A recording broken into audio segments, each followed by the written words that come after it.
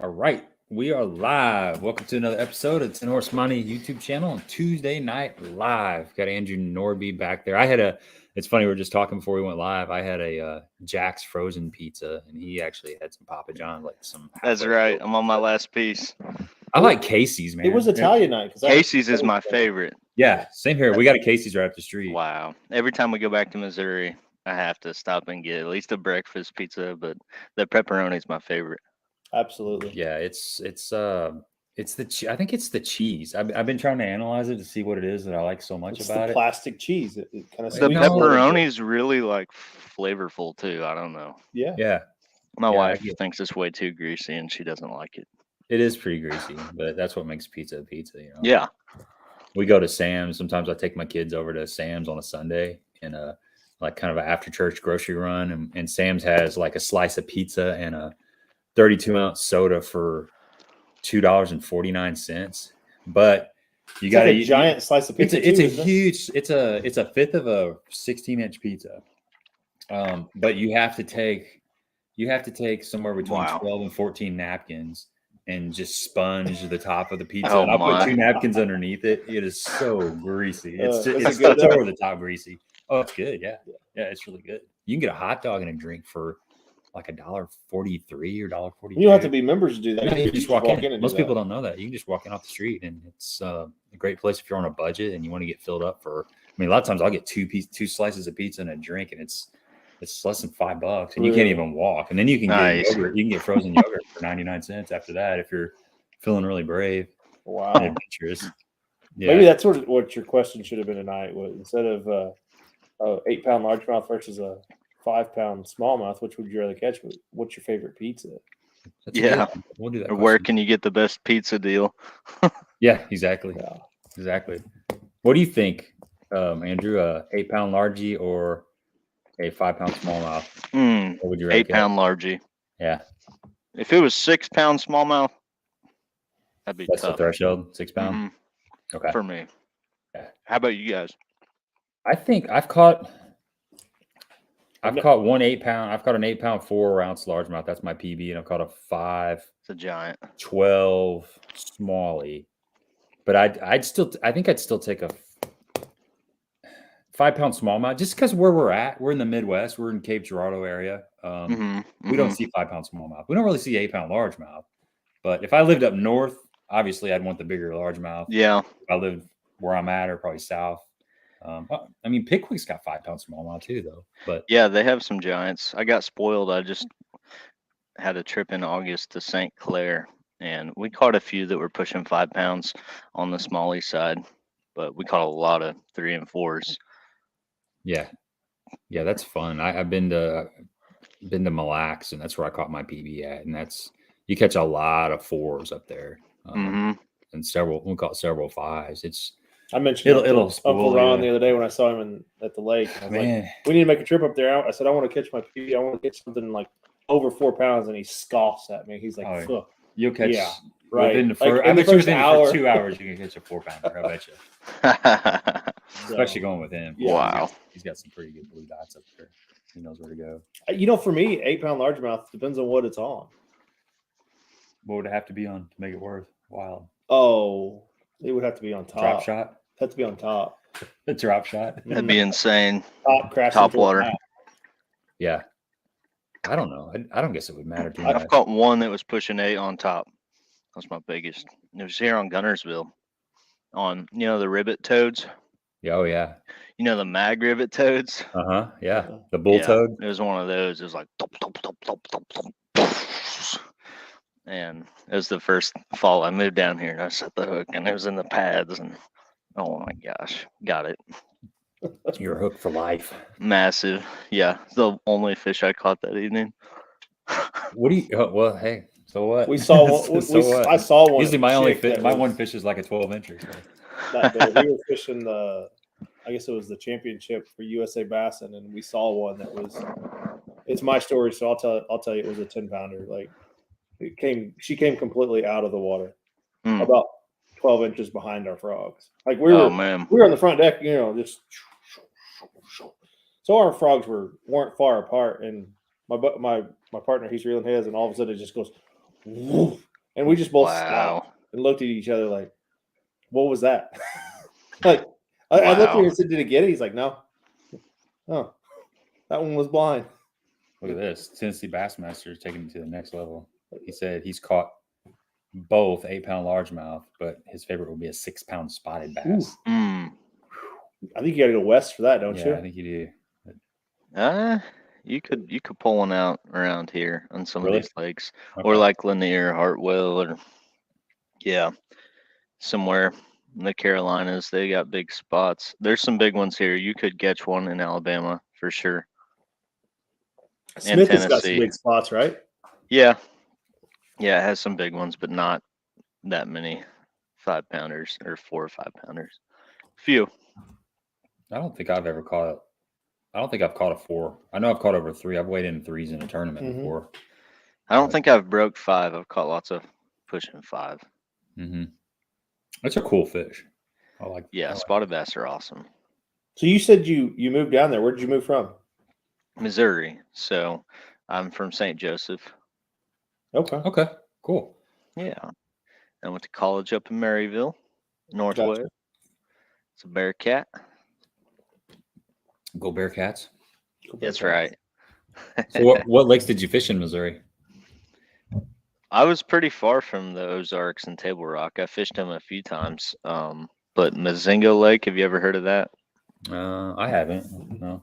Mazingo Lake was my home lake. It's in Maryville. I lived about 10 minutes from it.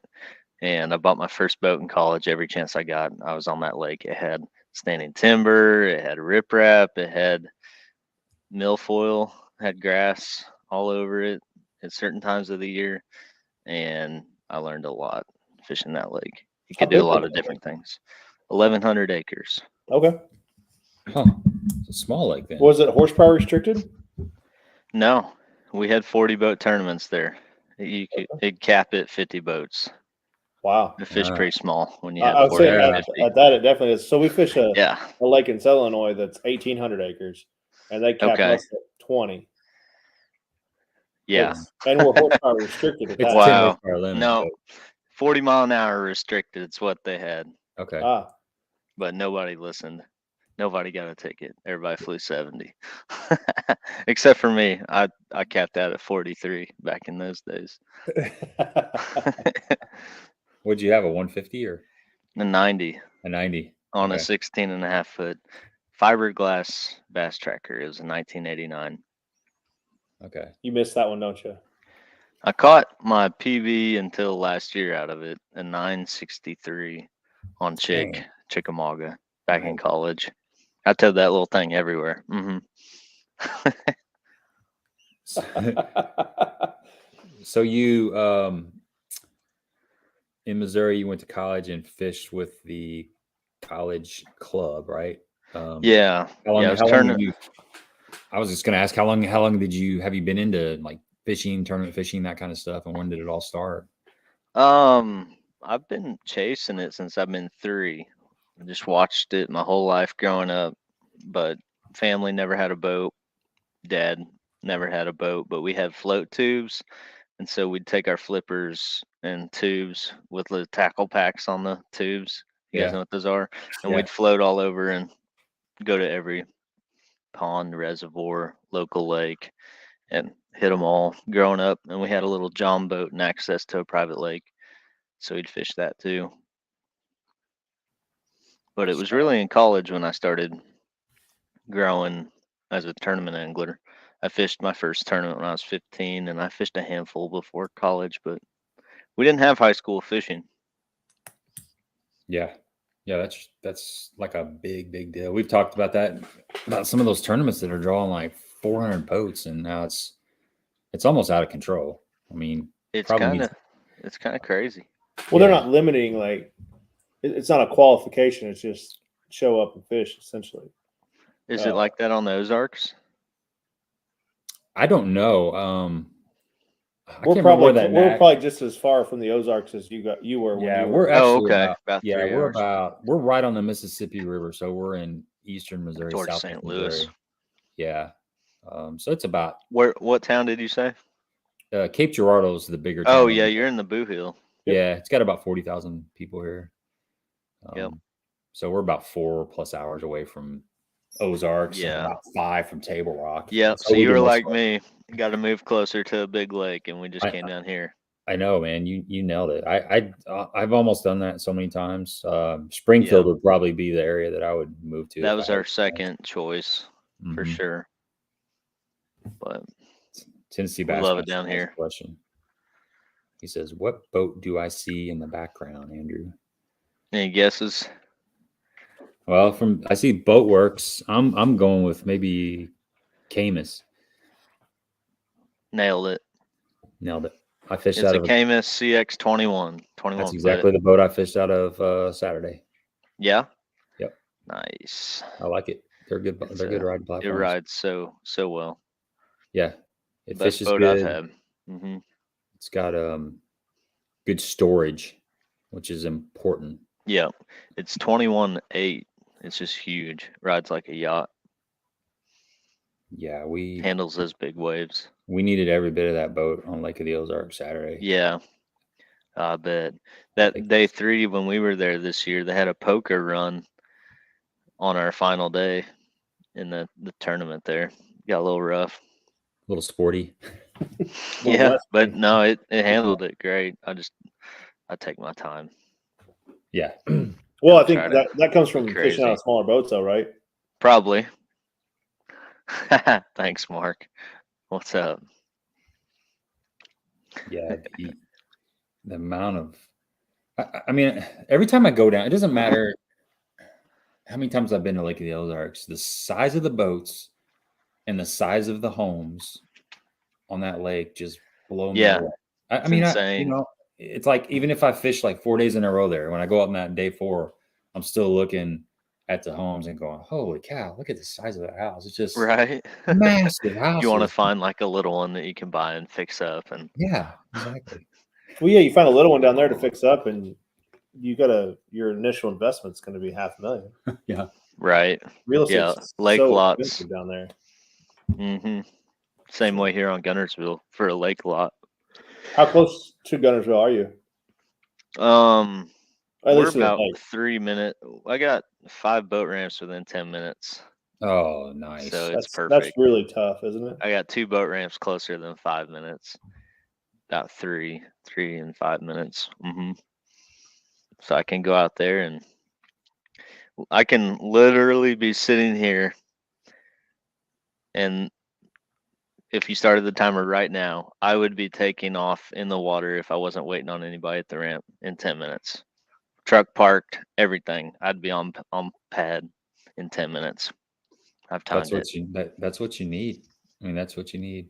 That's the problem that we run into around here. We have an hour drive to the closest lake that's worth going to. So even in the summer, if you get off at 3, come home, and then you're on the road by 4, you're not going to get on the water at 5, and you're only going to have a few hours to fish. Yeah. You can just go for an hour or 2 hours. Whatever. Like I said, tonight we left at 5:45, and it got dark on us at 7. We were off the water. Yeah, I feel like I had plenty of fishing time for just a small little outing. Caught a 4-pounder. Nice. Well, what he does is what we do in our backyards and on our ponds that we live on. Yeah, you're right. Like, you just run down the lake. So do we, but I just walk down the hill. Your chance of catching them is probably higher in those. Yeah, and mine's pretty good. Yeah. Mine's got an abundance. Not so much Gabe though, huh? Yeah, mine's okay. I just don't have I have a decent population of bluegill and crappie, but the bass are kind of small. We had a big fish kill several years ago, and the bass, I don't know, we stocked some bass, but they just never really, it's kind of halfway stunted. They never really took off. See, I've been trying to blame it on too. Out of mine, so. That's what he blames it on too. Just kidding. No, I got some giant crappie in mine. That's awesome. Heck yeah. I can go down. I can get supper. So what you do? Like, what's a giant crappie? So I say giant crappie. They're 12 to 14 inches average is what I catch. Jeez, that's a good average. But they're also, and I'm not exaggerating here, they're that wide across the back. Are they white or black? They're white. Okay. Yeah. That's awesome. And that doesn't matter if I catch them in September or if I catch them in the spring. Like they are freaking just chunks. That's awesome. But you catch more black crappie here on Guntersville. It's lights out for black crappie. Yeah, I'll catch 50 to 100 in the winter out of one school, and maybe like 1 or 2 will be a white crappie. Do you use forward facing to catch them, or you just old school it? I got it, so I'm using it. Yeah, I get it. Yeah, I get it. But I grew up old school my whole life, so comfortable doing that too. But I need it to compete now. Yeah, I just take the old kayak down there, and I have it in my John boat, but I really wish I had it in my kayak just to like. All right, there they are. Let's just because I'm when I'm crappie fishing, I'm for one sole purpose, and that's to put food on the table. Yeah, dinner plate. Heard that. I caught 3 or 4 pretty big white crappie a couple days ago here on Guntersville, just fishing around a Demiki rig, just trying that out. I haven't figured it out on this lake like your spotted bass lake, Smith Lake. That's all I do there, catch 40, 50 fish a day. But it's a grass lake here, so that makes it a little different. Yeah, we kind of have a lot of our lakes have grass in it too, so it's like I don't know. There's fish that get offshore, but there's always those fish that are around grass. So yeah, it can split you up. You know, you're not sure if you want to go spend your time out deep. Or yeah, there's so much you can do here. Yeah, it's crazy. It's good though. You want to see what a school of crappie looks like? Yes. In the wintertime here in 28 feet? Definitely. All right, let me see if I can get this thing to share. I like this little app you're using, by the way. Yeah, StreamYard, it's been pretty good for us. Let's see. Is it going to let me pick which tab? Yeah. I don't do much live streaming. I need to. Can you see it? Yep. All right, so that right there is the school of this right here, this little dot. Yeah. That's a 12-inch crappie for reference. This 28 feet.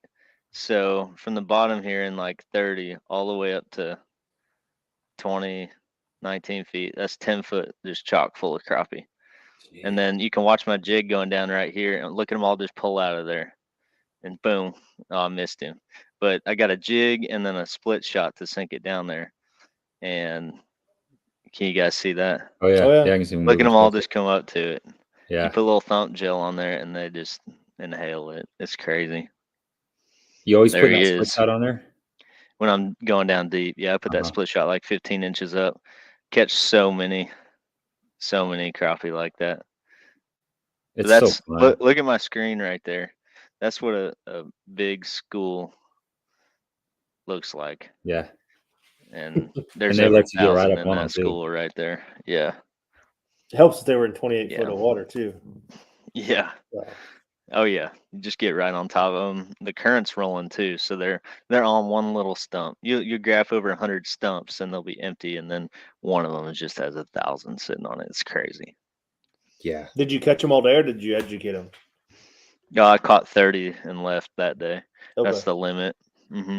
See, a lot of times when I get on them around here, we don't get them on them in 28 foot of water either, or current. Yeah. So you get them out on a still brush pile, and you catch about 10 or 15, and then they get real educated. Yeah, they do that right now. They get really educated. Like I went up to a stump that had about 30 on it a couple days ago. I caught one, and I couldn't make another one bite. First cast, like 8 of them rushed it. I've had to get back off. I've had to stay about 40 feet from them, 30 to 40 feet from them, and just cast past them, and just kind of tight line it and just let it swing through them, and then just start reeling real slow. Seems like I get more bites like that. Yeah. It depends on the lake too. I know there's a lake called Crab Orchard over in Southern Illinois that's really stained, and for whatever reason, those crappie over there, even in like 8 foot of water, 10 foot of water, they'll let you get right on top of them. You can drop right below the boat. That's awesome. You catch them nonstop for whatever reason. I always forget about that one. They go over there. And you need to go check it out. There is so many crappie in that lake. Well, there's a lot of small. There's a lot of limit in there. No, there's no limit, no size limit, no creel limit. I mean, Wow. and people take them by the hundreds out of there, and they just keep showing up. But you will catch some decent ones. 10 inches, 11 inches. But I mean, Yeah. like Ron was saying, like the 8-inch is like the best eating because it's really thin. Tater chips is what we call tater them. chips. Yeah, I like the thin ones. My favorite is bluegill. That's my favorite eating fish. Yeah, I always forget about those. I like red ear. Yeah, Red ear. Same deal to me. I think they're the A little same. sweeter in my opinion, but I love Really? Oh yeah. Huh. So, I guess I haven't tested that out enough. Sunfish connoisseur. Savant. Right. I didn't know there was a difference. Yeah. I'm impressed. I don't know. Crappie probably are my absolute favorite, like freshwater fish to eat. I like walleye. Walleye's my favorite. Pretty good too. Yeah. Yeah, when I was back in Missouri, so I was in the opposite corner of you, total opposite, 30 minutes from Iowa, Kansas, Nebraska, when I was in college, and we ice fished for like 2 months out of the year, and I'd flay 3,000 to 4,000 fish a winter, and I wouldn't keep any more the rest of the year. Yeah, fill that freezer up. Yep. They taste better in the winter too, that colder water. I don't know if that's true either. People always say that. They might. They might. I think they do. I'm They going. might. I'm going. That's my opinion. I can have You get mushy in the summertime. Yeah. What I think it is, I used to think that too, and then one time I noticed it was when I would put salt in the water, the fish was soaking in right after I cleaned it. They would be more mushy when I cooked them, and I quit doing that. And they're not mushy anymore. I go straight to freezer now. I put a little. I would get my Ziploc bag. Do you fill it up with water? I do. I was just gonna say that. Fill it up full of water. They thaw. Yep. They thaw. That's what I do. Yep. I wash them off and throw them in water, freeze them. Yep. Chickamauga or Guntersville? Which do you like? Both. I'm starting to. I would have told you the last year or two I like Chickamauga better. I don't get to fish it as near as much, but I just feel like I always whack them over there. And then here on Guntersville,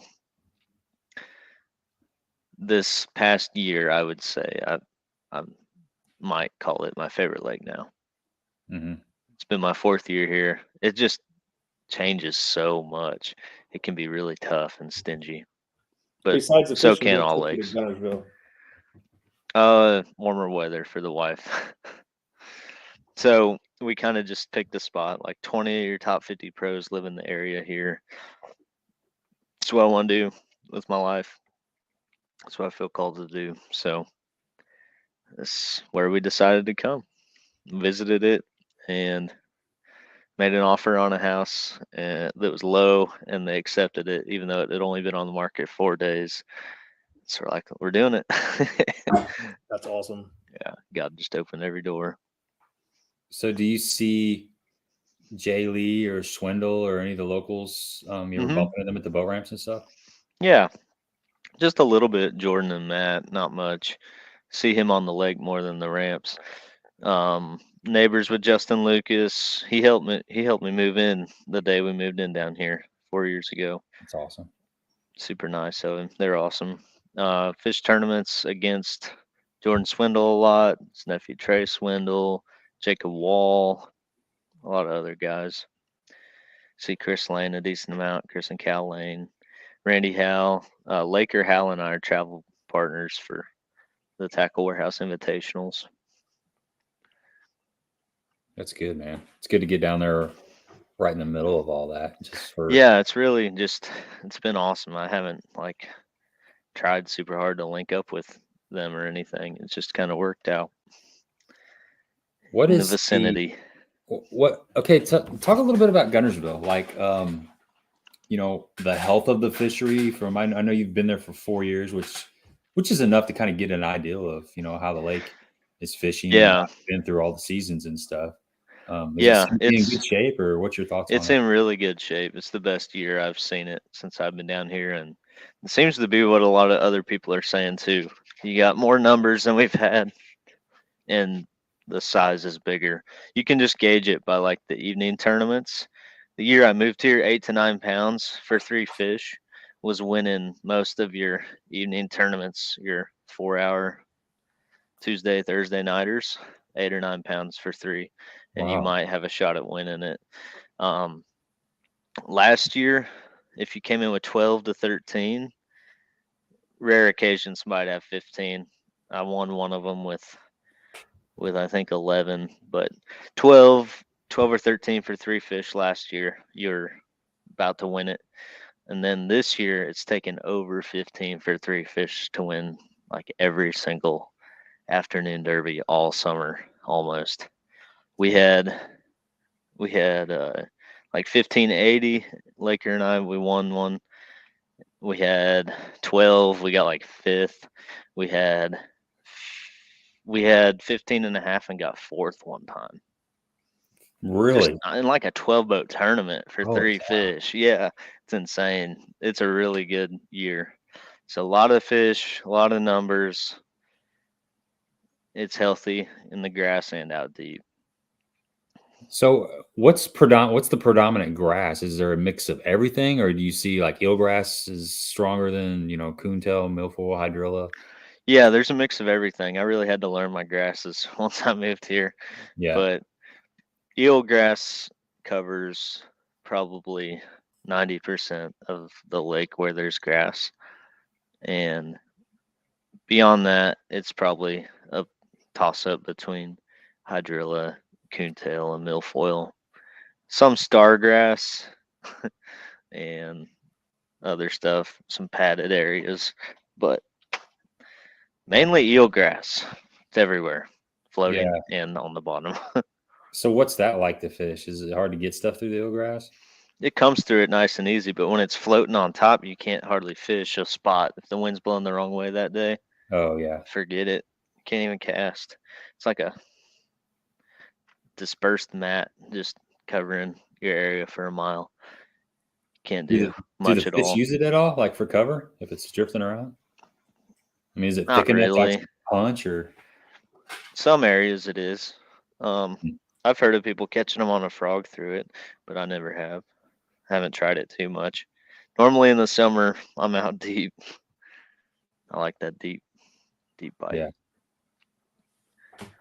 Doug says he's got an Angler Choice Classic down at Chick, I guess, or is it Guntersville? Might be Probably Guntersville. Guntersville. Yeah, Guntersville in mid-March. Any tips? Yeah. Rattle trap and a chatterbait, maybe a jerk bait. Let's keep it simple. It'll be early pre-spawn. There might be it'll be pre-spawn, full swing probably, depending on the weather. They spawn. There a few fish spawn out in March. Most of them are in April and May, with a few in June. So that's kind of your spawning cycles. Really depends what the weather's gonna do. I think a few fish spawned out in February this past year. They went way back in the creeks. We had like a random week of 80s, and a few of them did their thing. Not many. Yeah, they do that. A lot of times I'd stay like 6 foot or less. Top of grass bars and humps. Fish till you find them. Any area of the lake that typically fishes better, or fish spawn earlier than other lakes? They're all over, really. One end of the lake can be just as good as the other, but that time of year I like mid-lake, like waterfront to Goose Pond area. Okay. Big bass splash coming through? Not sure when it is, but probably. They have 2 a year. Yeah, that's the same way Lake of the Ozarks. Yeah, they're good events. My neighbor Larry, he won him a boat. He's 73, I think. 2015 maybe. He won him a boat. He caught a 9.4, 9.6 or something. Sweet. And won the boat. Yeah, he lives down the road. He's awesome. We had the winner, the guy that won the spring event, on our live stream shortly after he won. It's a it's a classic story. If you're ever bored and you're looking for just some content to watch, Really? check it out. I promise you, it's worth an hour of your Wow. life. It's an unbelievable story. You talk about divine intervention, and it's got so many twists and turns, and the storyline is it's pretty amazing. It's pretty amazing. Really? Yeah. It's a really good story. So Wow. that's huge around here. There's so many people go and fish that every year, and The year prior was even better than that one, though. yeah, the year It was a prior, tie. it was in fall. Two guys caught the same exact fish, like first and second Weight-wise. weight wise, but the guy that entered the tournament first. Oh my gosh. So it was based No. on entry fee. That's who won. That's a $100,000 terrible deciding factor. $30,000. I know. Oh I think my. they should do a 2-hour fish off. They should just split it. Shoot. Or split it. Yeah, add it together, first and second. And I split caught it. a 7-8. You caught a 7-8. All right, let's split it. Yeah. I mean, come on, it's one fish. We had both of those guys on, Yeah. and I think it Wow. was written in the rules that way, like. And the guy, was it the guy that signed up later, second, essentially? I think he caught it first, right? Oh my gosh. I think he did. He weighed his fit, and it was like early on Saturday that he did that. Yeah, I can't remember the story exactly. And like set all weekend long, and this guy weighed his in on. Oh my Yeah, gosh. I can't remember Sunday exactly how afternoon or that something went, like but that. it was crazy. I mean, everybody on here decided that there has to be a better way of deciding this tournament, and the chances that it ever happening again, it's probably next to nothing. But it could happen, Right. It could happen. That's crazy. Yeah, I don't know. I That's think, insane. of course, the guy that won, he liked the ideal of the guy that enters the tournament first gets first. Oh, prize. absolutely. I'm sure he did. He didn't like the ideal of it I'm at all. sure he did. Yeah, you could feel the tension. We didn't have them on at the same time, but it was like we back to back that evening, and it was definitely like, yeah, I really don't care. It's I got the check in the bank account, and the other guy's like, man, I really wish he would have, we could have split it or did something different with the money. It's like, well, no kidding. Like I would have been the same way. Yeah. Yeah. But I mean, one thing I'm certain of is most people that were watching that stream and planned on fishing the Big Bass Bash got their entry fee in as early. soon as possible. They paid their tournament fee as soon as possible. No doubt. Yeah. I remember that year that Oliver from Big Bass Streams won on Yeah. his Glide. That was cool. Yeah. Yeah. So the guy that won it this He spring deserved that. Go caught ahead. his on a Ned rig. No. Yeah, true story. Yep. It's Wow. a crazy. This it's a last crazy- one? Wow. It's a crazy story. It's phenomenal. And the guy, he tells it. He's very animated, very and eccentric. he really takes you along for the ride. It's pretty good. So How anybody that's big on here was it? listening, 7 something. I don't remember what. Yeah, it was. I don't remember. I think low 7s. That's usually what it takes. It just takes Yeah. right over 7. Yeah. I think a 6 something won it 1 year. First fish of our first like 5 minutes of the day too. Yeah, it was. That 6 something? Yeah. The guy that won this spring. Oh, I mean, he caught it right wow. away, Oh my Yeah. gosh. and he had to sweat it out the whole tournament. But they pay like 40 places per, every 2-hour period. It's Yeah, I mean, It's it's a a good good bang event. for your buck, really. it is. But It's a good event. I've fished it a few times, and I've have too. I've seen a check fish. Like if we would have had a 10-foot pole on our net, we would have got a check fish, but we only had a 6-foot pole and it jumped off. Like on your net. yeah. Man, and, whenever I fish those, for some reason, the big fish just are gone. I don't even get a big bite. No, for Well, no think reason. about how much pressure's on the lake though. During there's during like I one of know, those. but I'll 3,000 even be fishing like stuff that I should run into one, Yeah. They just shut down sometimes. Yeah. They don't let us fish them if we have a tournament with over $1,500 entry fee now.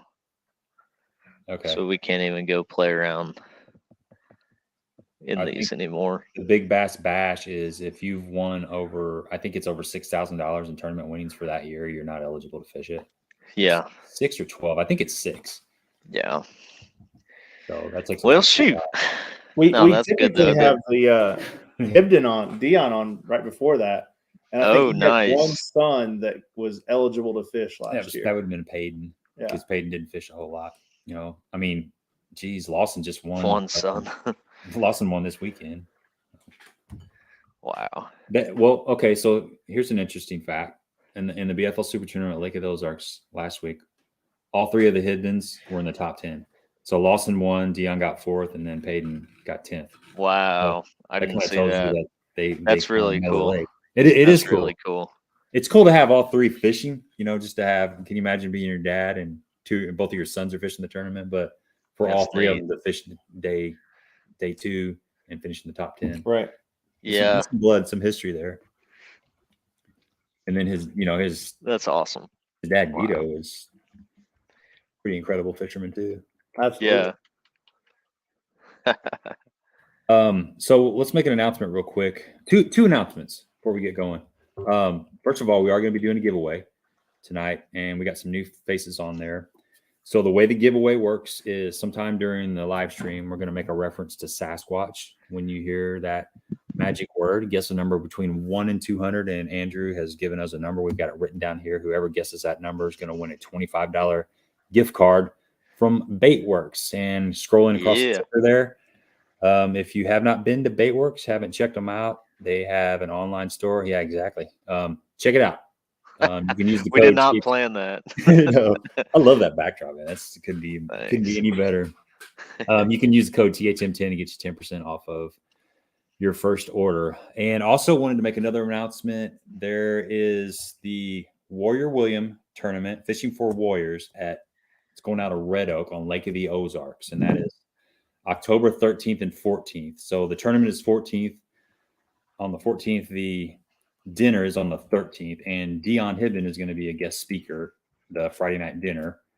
So that is a really good tournament. Great camaraderie. It's for a good cause, and they're also doing a raffle where if you're the highest bidder, you can spend the day in the boat with Michael Harlan. And Michael Harlan is a hammer down on Lake of the Ozarks. He finished second in the Super Tournament this weekend. So you can go to fishingforwarriors.com, I guess, or just Google it, and it'll take you to the site that you need. And it's like I said, it's a great tournament. It's October 14th is going to be probably some good topwater fishing down there. It should be. The water should be cooling down. The fish should be aggressive, and it'll be a great way to give back and spend some time with some like-minded individuals. Yeah. What's up, Fitz? Good to see you on here. I didn't know you guys knew each other. I met him a long time ago. We were kind of Instagram friends, and I saw him. It's funny. When I was at Lake of the Ozarks, he was down there, and I kept looking at him, and I recognized his face, but I hadn't seen him in a couple of years, and I'm like, man, I know that face, and I never went up and talked to him, and he was looking at me too, thinking the same thing. And anyway, like a week later, I texted him and I said, man, were you down at Lake of the Ozarks? He said, yeah, I thought that was you. So it's nice. It's what's cool about fishing is it's a small community, and you never know who you're going to run into, and everybody knows everybody. So it's kind of a brotherhood once you get into it a little bit. Yeah, it really is. It's a lot smaller than you realize. Yeah, what's up, Fitz? Fitz is working with me on social media, doing a lot of reels and short content right now. It's been going really well. Yeah. So talk about the YouTube channel. What made you decide to get involved with the YouTube stuff? I started 3 years after I graduated college, so I was already married. Well, no, yeah,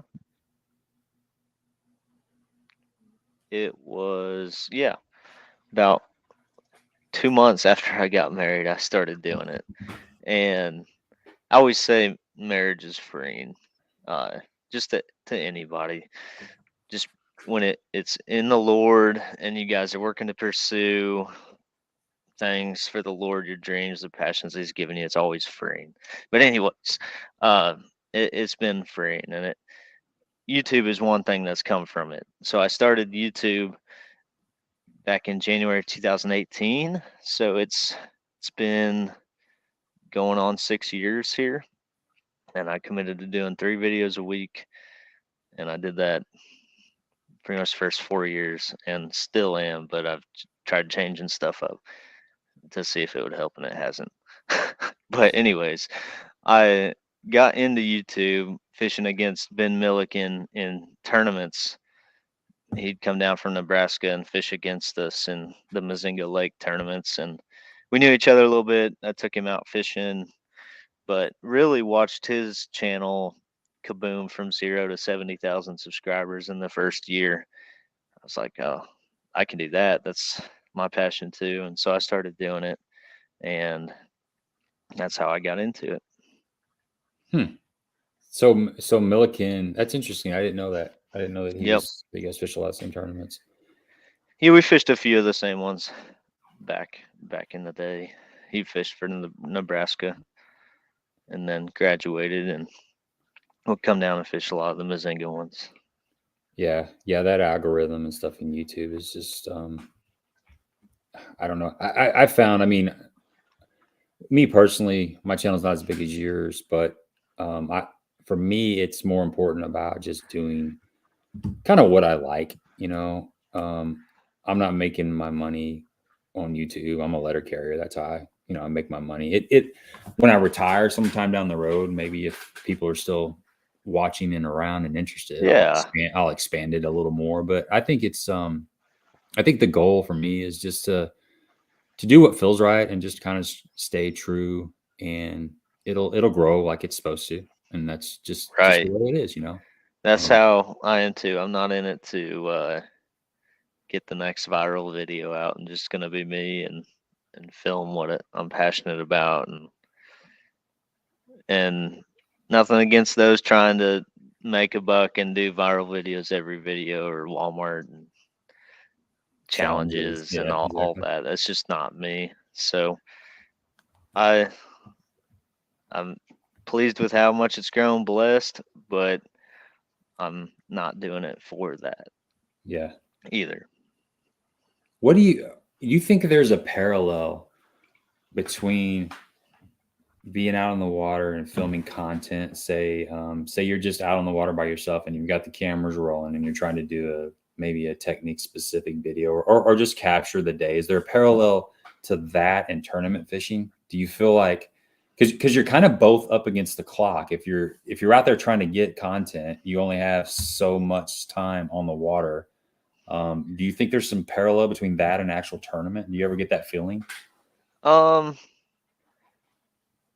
Yes and no. To me, I'm filming the tournaments too, so it's like an extra job.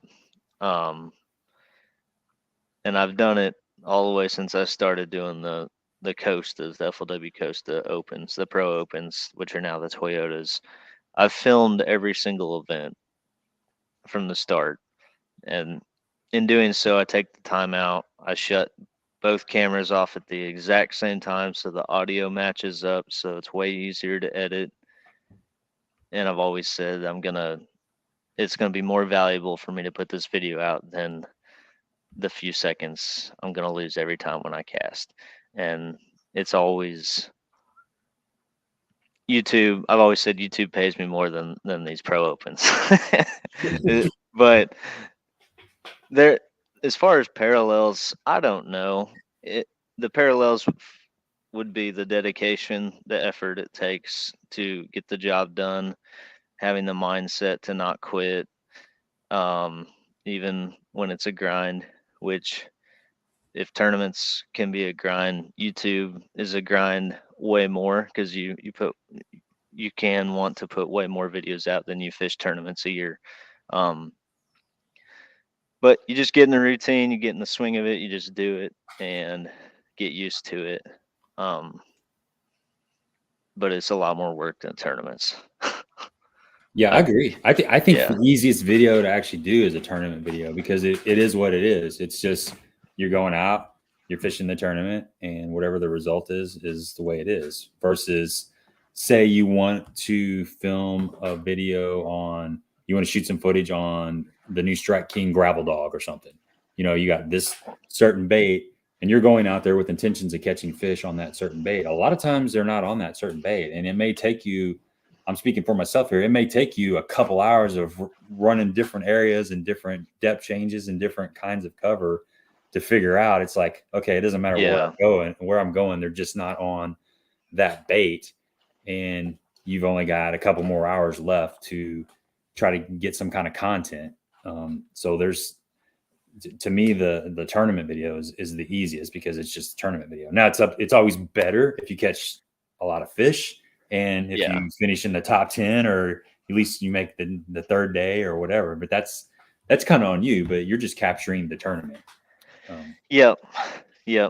The better you do, it seems like the better the video does. It's been my experience, but they always do a little better as a tournament video. I tend to just go film without pre-planning my day, which I don't know if that's the smartest YouTube business decision. It's not. I'll just tell you, it's not. I just go out and I fish and I film it and I put a video together and make it fun, hope to teach a little something and share a little bit about my faith in the Lord.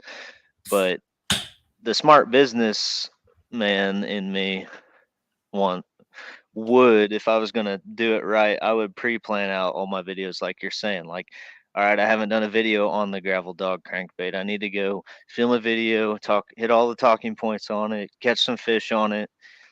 That would be the business coming out, but I just don't do that. I do it here and there with the baits I'm using that day, but I hardly ever go take one bait off my wall or out of the boat and say I'm going to make a video on this bait. Yeah, well, unless I know I'm going to catch them, just because you can go hours trying to force feed them if you don't. Yeah, you're exactly right. That happens to me quite a bit. I usually end up trying to put something together, and not always, but for me, it's like I get excited about a new technique or something, like the hover rig. Okay, that's kind of gotten real popular. Yeah. You know, we've had Matt Steffen on here a couple times, and I got some hover. Nice. Yeah, he's a great dude. Great dude. Yeah, he is. I've started using him. I like him. Yeah. So one day I decided I'm going to go out and throw the hover rig around, and I actually did that day. I did catch some fish, but that's kind of how it morphs. I'll see something, I'm like, I'm going to try it. I'm going to go out and talk about it and stuff. But a lot of times, it makes the video better if you catch a few fish on it. And but like you said, it is what it is. Probably the best way to do it is just to go fishing and capture whatever happens. To catch fish, yes. Like I said, not the best, maybe YouTube business focused decision, but it's all right. Yeah. Don says he just likes the raw, just go fishing. Yeah. But everyone's different. Everyone is different.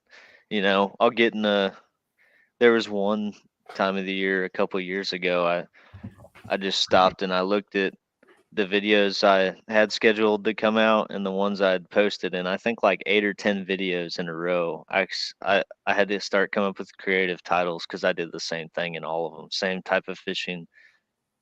And I was like, oh, I gotta switch this up. But that's what they were hitting, Yeah. So well, for your sanity, that makes your life easier, right? When you're just going with the flow. It does. Camera on and you're fishing, right? You're not thinking about the content that you have to create. You just come home, edit it, and got a good video today. It's autopilot, right? But when you do it like Gabe's been doing it, it's like we usually talk after the stream on Tuesday nights, and it's like, got a video coming out this week. Got to put something together on XYZ. And I'm thinking like, man, I don't know if I could go out and catch fish today on that. Like, yeah, a lot of times it's like I don't feel like I have to. I just try to keep it interesting. Right, you're trying to switch it up a little bit. And it's good. Yeah, it's just Like my views kind of just kept going like that when I was posting 8 or 10 of the exact same thing. Yeah. My view rate, the first couple, they'd watch it halfway through and then it'd drop. And then it just started dropping off a little sooner because they'd seen it and kept seeing it. And they're like, okay. Yeah. And I kind of like, for me personally, I like to catch them a different way if I can each time. It just keeps it interesting to me. Yeah. So maybe I know this bite's going on. There's a solid punch and bite going on right now or getting ready to happen. So I know that's out there, but can I catch them on an underspin out off a point? That's they're suspended out there. Can I go, drag a football jig out in brush piles? And maybe that's not the predominant pattern, but can I get enough bites to make that worthwhile? Sometimes it's just like a little challenge I do with myself. A lot of times I get burnt though. I think what it is you catch them on that underspin, and you got a tournament coming up that next weekend, and you lead everybody astray. Put out that, and then you go punch.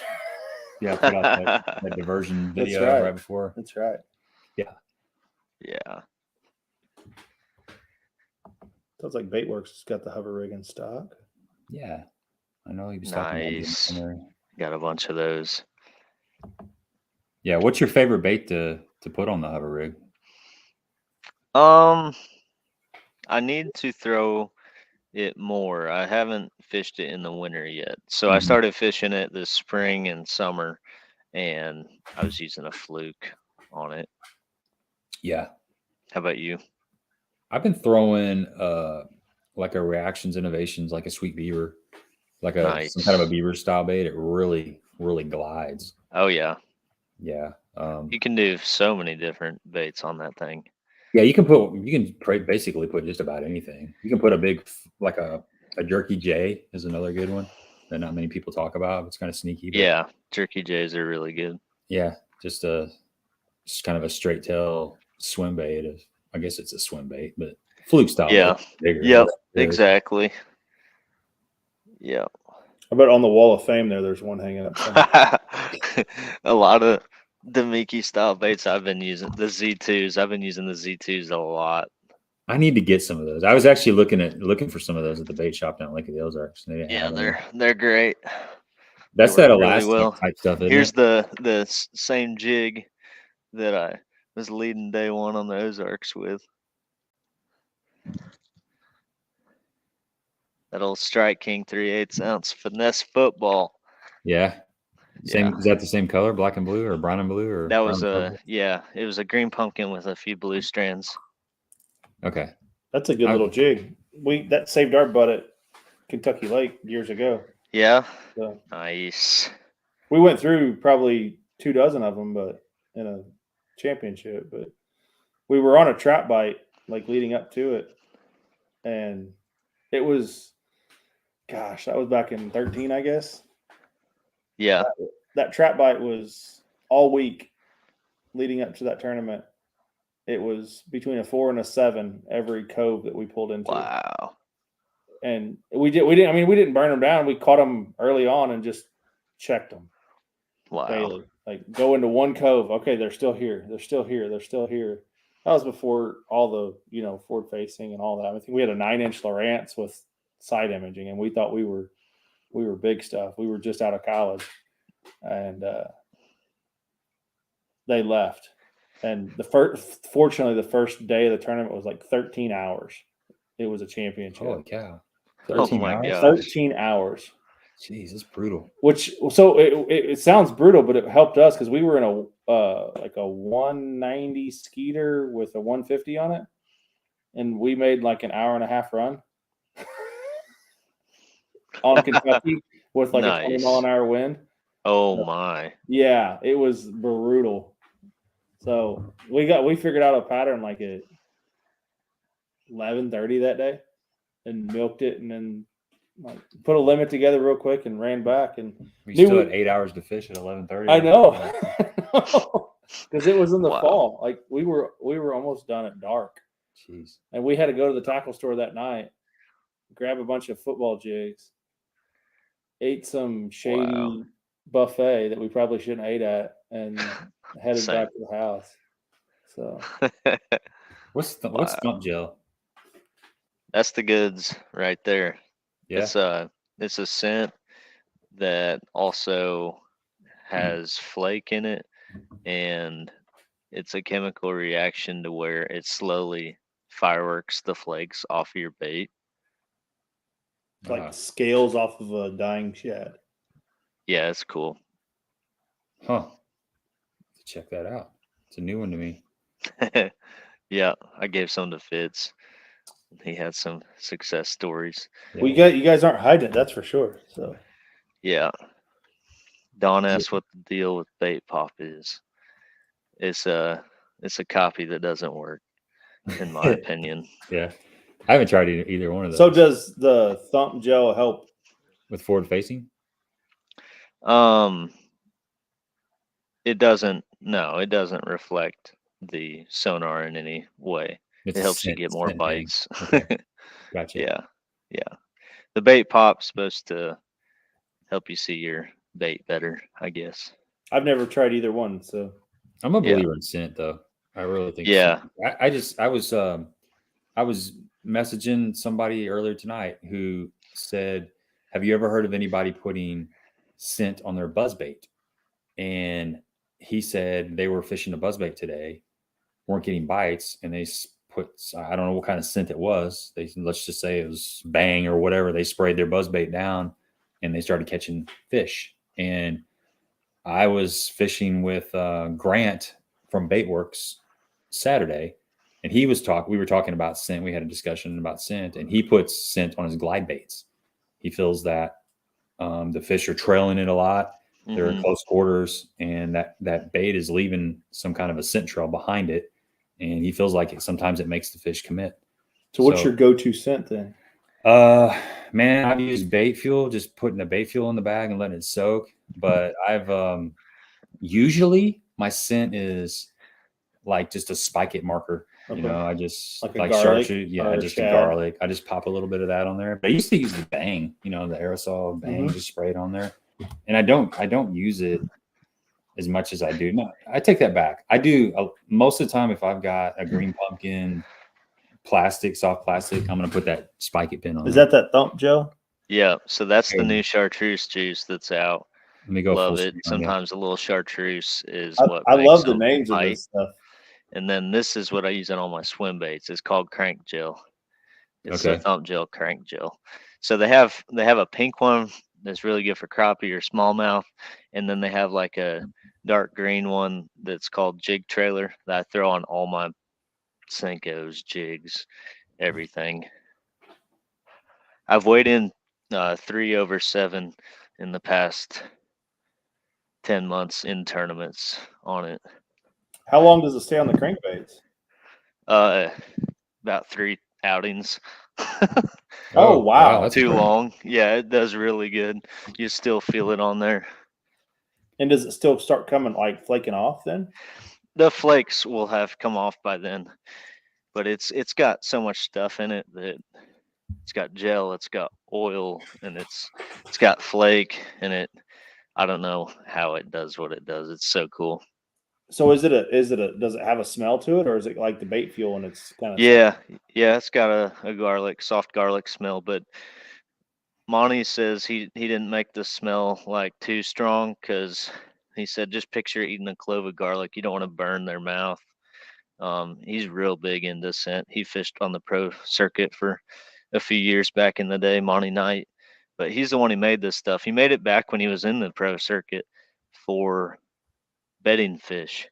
He put it on his baits when he was fishing for bedding bass. That's why he made it, because it had all that flake, and he just set it on the bed and they'd eat it. Can you see it coming off when it's on a bed like that? Not. You can see it coming off when you set it in the water, just looking at it, but not. I haven't looked 5 feet, 2 to 5 feet deep. You can't see it because you're not close. Yeah, gotcha. It's just a little flake in that little tube. I'm 100% believer in that, especially like you said, when the fish are on the bed. I mean, I think that can make a big difference. Yeah, but he's got that on thumpgel.com. Code thump23 gets a discount, I think. Thump 23. Yeah. Okay. Yeah, Baitworks has it too. Okay. Baitworks. Cool. Yeah. Thump gel. I'm writing it down. I'm gonna get some. Yeah, it's good stuff. Never heard. I need all the help I can get right now. There, I'll show you the other ones. I'm stocked up on it. Yeah, show it off, man. That's what we're all about. Bringing the goods to the folks at home. I use those spike it pins. Yeah, all the I time. use that when I want something to stay chartreuse and not like the tail of my craws. But this stuff, really, if you put this chartreuse on there, it will stay chartreuse for like 50 casts. And then you just put more on there when you quit seeing it because you're like, it's ready for some more.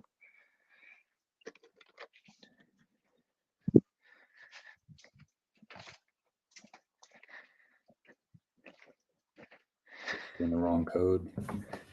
Good Christian company too. But there's the jig trailer stuff at the top. I throw that on like everything. This or their original, the difference between the jig trailer and the original Green Magic, they look very similar, but the flakes are different. This one has gold, green, and black flake, and the Green Magic has like red, blue, pink. It has all the flake. And then your pink, I use that a ton for crappie, smallies. That's the chartreuse juice. Get out of control. And then all these different colors. And the crank gel right there. Okay. Like I said, I throw it on my swim baits too. It doesn't come off. Hard swim baits or soft swim baits? Both. Yeah. You throw it on there too, Don? Yeah. Don says me too. Yeah. Cool. Yeah. I've been using it. Let's see. He just came out with it January 2022. February 2022. It wasn't long ago. And I was one of the first guys he supported. And I was kind of skeptical. I was like, oh, okay. And I started using it. And I still got it. Yeah. I've never been a big scent guy, but this stuff works. Well, I started using it for the first crappie. two we got from the front deck of the boat. So, I mean, it's not like it doesn't work, guys. Yeah. I started using it for crappie. It was early spring. I was catching tons of big crappie with it. And then he made some other colors for bass that I wanted. Yeah, it's been good. Good stuff. Crappie can be real finicky about scent. Well, they can be finicky about like the head color of the jig. Like, I'm not a crappie guy. Like, if they don't bite on about 3 colors, I'm done. Like, I've made my rotation. And my buddies that are crappie guys are like, no, you got to put the red head on with the chartreuse body and the blue tails. Like, what? Like, that's what it is today. Like, sometimes it doesn't matter. Sometimes it does. My neighbor always puts those little crappie nibs. On his. On a hook, puts a couple crappie nibs. Yeah, they come off after the first fish, though. You get 5 to 10 fish before you need to reapply this stuff. Yeah, true. It's much more efficient. Plus, those nubs always make the bait bulkier. Look weird. Yeah. I don't think they swim as good. But the only time I use those is when I'm fishing under a float. Yeah. Because I want it to, same concept. I want it to just ooze something off of it, and because I'm fishing a lot slower. So this turned into a crappie stream. Love me some crappie. Mixing it up a little bit. Yeah. So are you planning next year? Are you going to go back and fish the invitationals? Yep. Okay. I'll be fishing those again. I finished 44th out of 150 in the circuit there, and was plenty happy with that. So hopefully we'll do better next year too. So what'd you think about your season overall? Did you feel like you learned? Did you learn some stuff? I'm always curious. Somebody that goes out and fishes the circuit and all year long, we're always trying to reflect when it's over. And I mean, me personally, I'm always like, what did I learn? What do I need to work on? That kind of stuff. What's your thoughts on that? The biggest thing I learned is to be more flexible. I would get set on something and keep my mind on it too long during the tournament day. The fish really, it's not just this lake. It's not that lake. It's every single lake. The bass change so much day to day.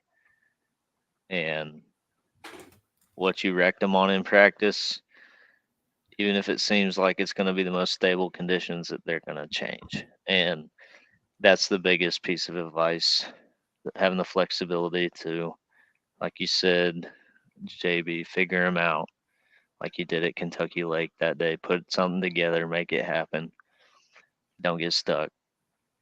I was happy with the season. It's a tough group of guys. You got to catch them every day, every time. You got to catch them. And I think what made it for me was at the Ozarks leading day one. I felt it's been my dream since I've been 3 to be in the pros, and now I'm here. And then being able to lead them on a tournament day, put the icing on the cake. I got 7th in that event, but just phenomenal. So I'm excited to go up from here, but that's what made me feel like I deserved to be there. So it's pretty awesome. Good feeling. People you grew up watching, being able to lead them, and it was awesome. Yeah. What do you, so when something changes, okay, say you're on a solid pattern in practice, the first day of the tournament, you show up and it's not firing. What's your thought process? Not your thought process, but how do you go through figuring out what's happened? Why, where the fish went? Why, or is it just a bait change, or they actually move? How do you navigate that? Because that's like everybody that fishes has to deal with that same thing, whether you're a weekend warrior or you're a tournament. Right. Usually the other big piece is getting it more efficient at finding the fish. Yeah, right. In your practice limited time that we have to go find them. So it's trying to make the game day decision of, should I spend another 30 minutes here, or should I go check the next area or do the next thing I was wanting to do? And I just try to go with my gut, really. Sometimes it pays off to stay, sometimes it doesn't, and it's the gamble. Really, you just got to trust your gut based on your experiences, help you become better. Yeah, I think you nailed it. I think that's something that it's hard to answer because it depends on, it's like a personal thing. It's like a gut thing. Everybody, I mean, we all want to make that decision quick. We all want to be able to pull into an area, and if it's not happening, we know within 15 minutes what to do. But the truth is, everybody is at different stages in their learning curve. It may take me 2 hours of going through my different bait selections, trying different areas before I figure out those fish they're not doing the same thing. Where Brian Thrift, in 15, 20 minutes, he's like, okay, this has changed. I need to go do something else. Yeah. And that just comes from, I guess, from experience on the water. Yeah. Years and years of being in. Years and years of getting more efficient. Yeah. Yeah. I always think of spring, let's say somebody, it's kind of a statistic thing, but let's say somebody can only go fishing on Sunday. So spring is, let's just keep it even. Say it's 3 months. So they're going to have 12 days of fishing during the whole spring. And then they're going to have to wait a whole nother year before they get 12 more days of fishing in the spring. And you can take that and apply that to every season. Where if somebody is able to fish 4 or 5 days a week, they get, 4 times the amount of days, and they see those variables more often because there's so many different weather patterns that can happen within a 1 month period. That's what I was just going to say. Yeah. Your 12 days that you're talking about, though, they could be 12 completely different days. Well, you could have 3 of them be cold front days, 3 be warming trend days, 3 of them be just average days, and then the next 3 will you can even say blown out snowing. Right? You can say summer. Let's take a typical stable season. Right. Summer's usually pretty stable, and I guess you could say that for the winter. Even within that, some days it's going to be slick calm. Maybe some days it's blowing 40. Blowing 40. Maybe you had a front come through, the water was clear, now it's muddy. You're going to have variables. So each year as you go on, that just, I guess what I'm getting at is how important time on the water is, and the knowledge that you gain through years and years and years of experience. And it's Yeah. what attracts us to fishing too. It's like it's a mystery every time, or somewhat of a mystery. It can change so much. I think that's what keeps it fun for a lot of us. Yeah. Fishing You tournament. never have it totally figured out. The guy No. who's going 4 or 5 days a week versus the guy who goes 12 times a year. He should have it more figured out, but that's not always the case. It's still No. fishing. No. Yeah. Well, at the end of the day, I mean, you guys said it perfect there. But I know when I get 3-4 days in a row, which doesn't happen very often, but when I get 3-4 days in a row, you really start seeing like day one was tough. Day two was a little bit better. Usually day one was tough, figured something out. I thought I figured something out. Day two is usually like a tank for me because I thought I figured it out. Mhm. And then day 3 and 4 were super easy. Like, oh Yeah. man, I got the pattern figured out. I can go run this, and this, and go catch fish all over the lake. And then you're Yeah. looking for that better than average fish by end of day 4. So now Right, when you're right. practicing for opens and invitationals and elite series, you don't have that kind of practice time. I'm fishing on an 1,800 acre lake or a 3,000 acre lake. I'm not fishing on a 50 to 200,000 acre lake. So Yeah, and the bigger lakes, our schedule next year, we're going to a lot of lakes I've never been to. Like Sam Rayburn's the first one. It's twice the size of Guntersville. And you just can't try and break down a piece of that lake even in the 3 days that we get. So putting patterns together, that's really when it comes into play. Just trying to figure out something and then run around on tournament day and look to match it. Sometimes you got to do stuff like that. Yeah. So here's a question for you. Being out on the water, wherever you're at, you're in different parts of the country and stuff. A lot of times you're out there by yourself. I mean, you could be in areas that don't have cell phone service. A lot of times you're back way up creeks and trying to find, some juice spots that nobody else has found. Have you ever had any kind of experience with a Sasquatch, or have you heard any sounds, any smells, or any of your, team Laker House? He had anybody hanging out with any Sasquatch? Yeah, you hear some on crazy things. I think Okeechobee, you hear the craziest noises on Okeechobee. Oh yeah. You have an insane amount of birds that are just making all these random noises. You're like, what is that? Yeah. Yeah. the craziest one that I remember, like bird noises, was the sandhill cranes as you get farther south. And I'm a waterfowl hunter, so I've never, even, but we don't get those around here. So, well, Florida Sasquatch is called a skunk ape. They call it a skunk ape based on its smell. And they're supposedly, you get back in some of those swampy areas, and it's not uncommon to see something. So I think as you continue your career and you get back in these backwaters, just keep your eyes peeled. You just never know. We got a winner. Yeah, we do. Colby started on the right end. Can you guess more than once? Oh yeah, you can guess. Oh yeah, it's just free. Nice. It's a free for all. We've had it anywhere from the first guess, literally the first guess, to 5 minutes, 5, 10, 15 minutes down the road. Yep, number 5. That's always been my number in sports growing up.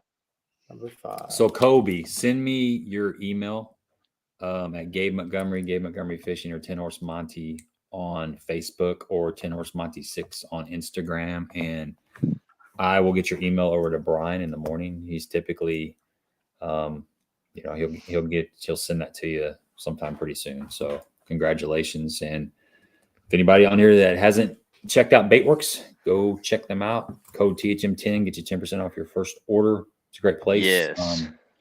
They're growing. If you're in the Springfield area, definitely go in there and spend a couple $100 because it happens quick. They got a lot of stuff there. They have my favorite Demiki head. Do you guys know what it is? Does anybody know the brand name of the jig head, the Demiki head that I throw? No, I don't. It's a trivia question. They're the only ones that have it. This is in my last tournament video with Laker. Yeah? Yeah, we won. Go watch it.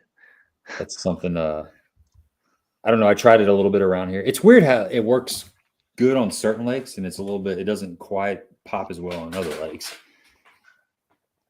It's nobody knows. Nobody Haven't had No knows. guesses. No guesses yet. Wow. No, You guys need to go watch that video no, too, I guess. we're gonna have to catch up on. It's fishing called with We Nordbye. Won Most Epic Night Tournament Fishing. I saw on the Lake thumbnail Guntersville. for it. I haven't watched a lot of YouTube. We got like limited internet where I'm at. I only got like 50 gigs a month or 100 gigs a month. So Got it. That's rough as a YouTuber. oh, it's horrible. Luckily, I Right. can go over to my father-in-law's house and use his internet. We're working it out. It's a work in progress. I'm gonna leave you guys with this before I hop off. Okay. This is What's up, Rich? Good to see you on here. the Demiki head. That's why I haven't been on your stream, Rich. I don't know. I have to portion out my my gigs of data. Go full screen on this. Valor. Valor targeting jig. Okay. Search Valor targeting jig on Baitworks. I like this one that looks like a skull color. It's called Skull Cracker. And the silver one. 3/16, 3/8. My favorite. Demiki head. What do you put on the It's back? their- of them? It's Real their quick. that Z2. Okay, gotcha. Yep, they have those two. Is that just the gizzard shad color? What's that called? Smoky shad. Smoky shad. Don't tell anybody. Yeah. That's VR the one. ticket. That's the one. All right, man. Now, Let's if you go wrap watch this my up. Smith Lake videos, you'll see a 50 a day on that. Okay, we'll go check it out. Yeah. Absolutely. Yeah, we'll wrap this up, man. All right. I enjoyed it. Thanks for Yeah, I did hanging out with too. us this evening, and Yeah, it was fun. we'll stay in touch. Good luck next year on the invitationals. Thank you. Thank you. All right. All right. We'll see everybody. Adios. We'll see you. God bud. bless. God bless. All right, cool. Want to keep that kind of short. He had some stuff to take care of. Like you said, he'd been I had some more questions fishing. for him too. Yeah, I got a so- bunch of questions. We'll have him back on. Yeah. We'll have him back on down the road. Go check out his YouTube channel, and he, like you said, he's fishing the invitationals. Great drop shot rig. I know Doug's on here. Congrats, Doug. Hats off. Second place on a tough Wapapello this past weekend. So Yeah, that was their big championship. So I did look at. When I was at Lake of the Ozarks, I went into Fitz Fishing number 2 down there, and I was looking for those Z2s, and Yeah. they didn't have them. out. But I'm going to order some. There's a couple baits I need to order. I need to get back on Baitworks and order a couple things. My dad was talking about that to me the other day. He's like, when you put an order in, I'm like, man, when I go See you, fishing, man. Thanks, Don. I would love to, have to put an order in, but I haven't fished enough to have to put an order in. Yeah. It's been bad for me. I don't I finally got the deck done this weekend. Well, that's good. I got some like parts and pieces, but the core of it is done. So, and we don't have ball until late on Saturday. So, pretty sure that I'm gonna fish both days this weekend if I get my truck back. Well, good, man. Truck's in the shop. Thanks, So, Don. It was good to see you on here, man. Hope you'll stop back by sometime and hang out with us. The Z2, baby Z2, and yeah, it's that same Elastec type of stuff. It's the stuff you cannot put with other plastics. Yes. And same thing with that Spro Flapping Frog 65. It's made out of that same stretchy stuff. And I've got one that's completely disfigured because I left it at the bottom of the boat and it found all the little soft plastic friends. And I pulled it out to tie it on, and it looked like something out of a horror movie. Like I was like what the Sid heck is from this? Toy Story. That Oh, just yeah, like yeah. It was bad, man. It was bad. it had a horn sticking off the side, and It an did. extra flapper And on the other side. And then once that plastic gets, once that chemical reaction happens, it It never melts. hardens back up. Yeah. It just stays. Every time you touch it, it's like it's gooey.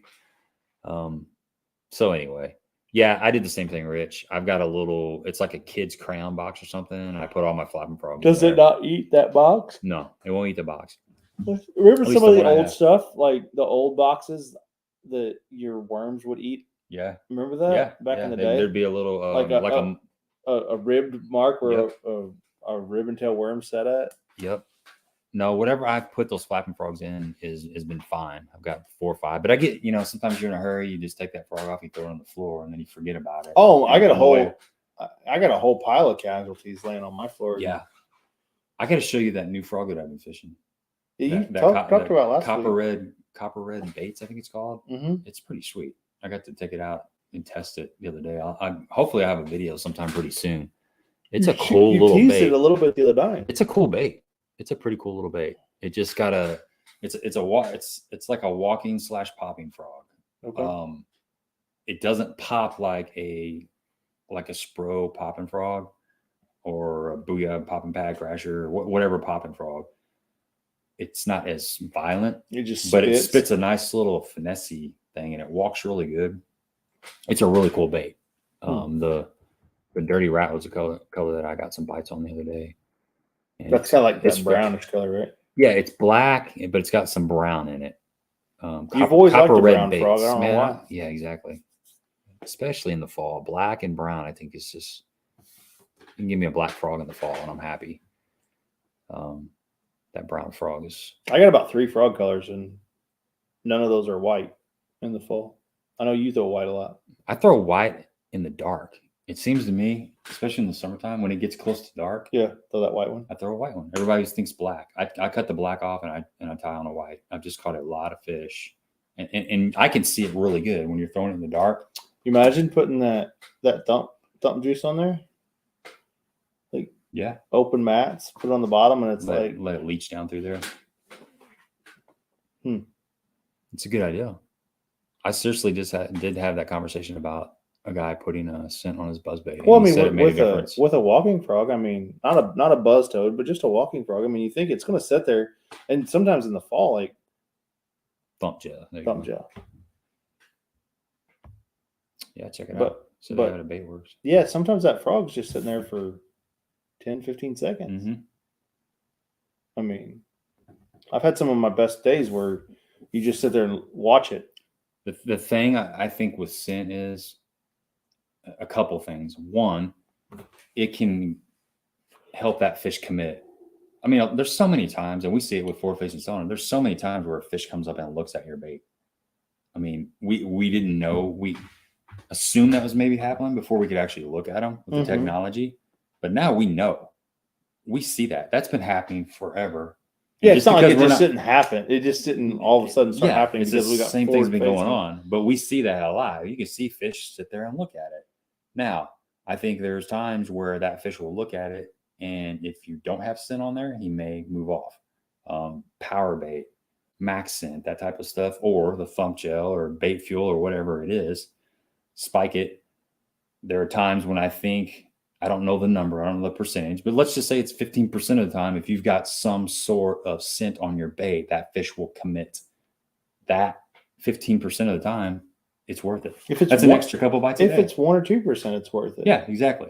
So there's that. And then let's say that fish does grab the bait and it has some sort of scent. I know for sure that fish is going to hold on to it a little bit longer. So if you're fishing on a little bit of a windy day and you got a little bit of bow in your line and you don't pick up on that bite, that's going to give you a little bit more time to set the hook. I've seen it on spawning fish where scent definitely makes a difference. Anytime I'm around spawn, I'm definitely going to be putting some kind of scent on my bait. I'm a firm believer in that. And bottom line, it doesn't hurt. It cannot hurt, So scent makes sense. No pun intended. Well, actually, pun intended. Did you go on Sunday or did you drive back on Sunday? I drove back. I could have fished with Frank. He's fishing that open down there. I think official practice started Sunday.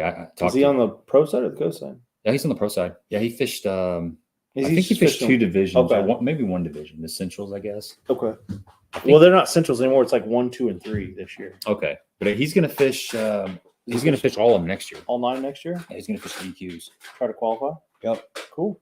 Yep. He said he doesn't like all the downtime in between the tournaments and stuff. He's like, just kind of starts to get into it, and then you got highs and lows, right? Like you get in mode, and then boom, you peter out, and then gotta amp yourself back up to get back into it.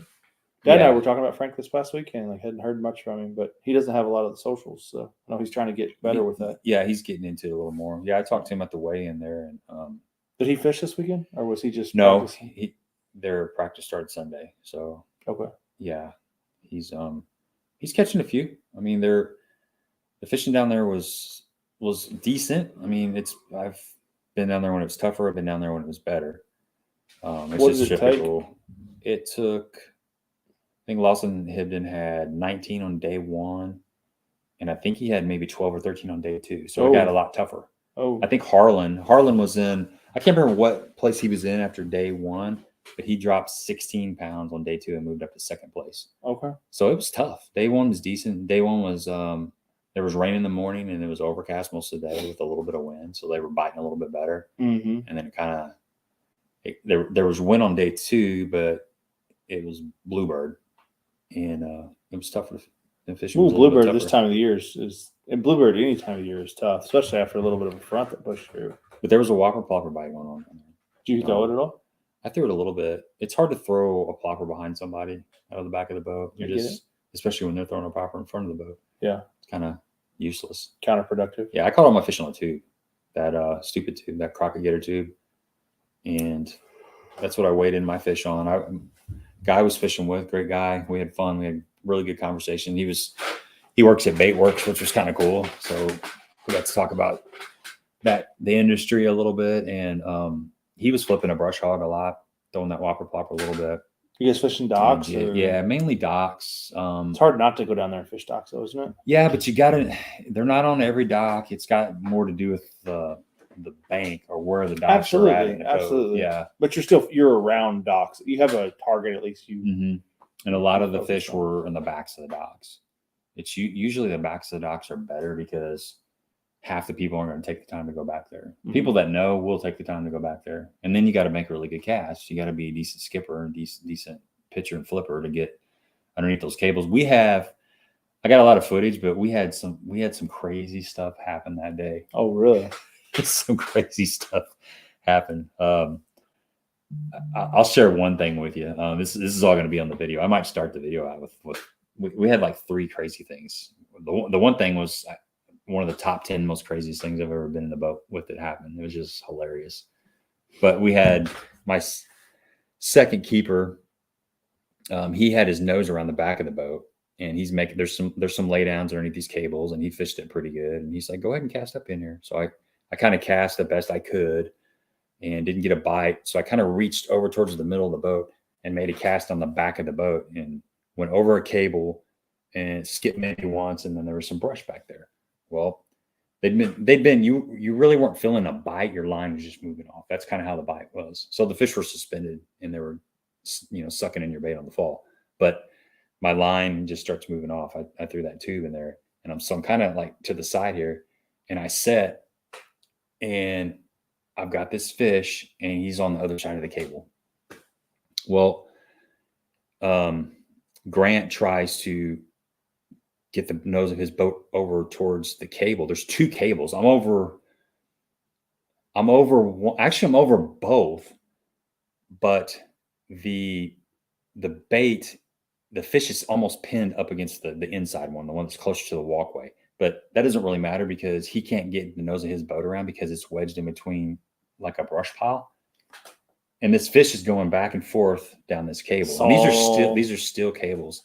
I mean, luckily the one that the fish was caught on was fairly new, but I've only got 15-pound test, right? And I was fishing that red diamond, the Virtus red diamond. Did you feel that cable really good? 7 foot. So it wasn't like it wasn't like it wasn't like a big flipping stick where I could rip him over. It was, right. It was kind of a halfway. How was the sensitivity on that cable? That was it. Oh, I could feel every burr on the whole cable. It was driving me nuts. So I get the fish up to the cable and it's sitting there. It's a 2.5 pounder. It's a fish I really desperately need, and we can't do anything. We're locked.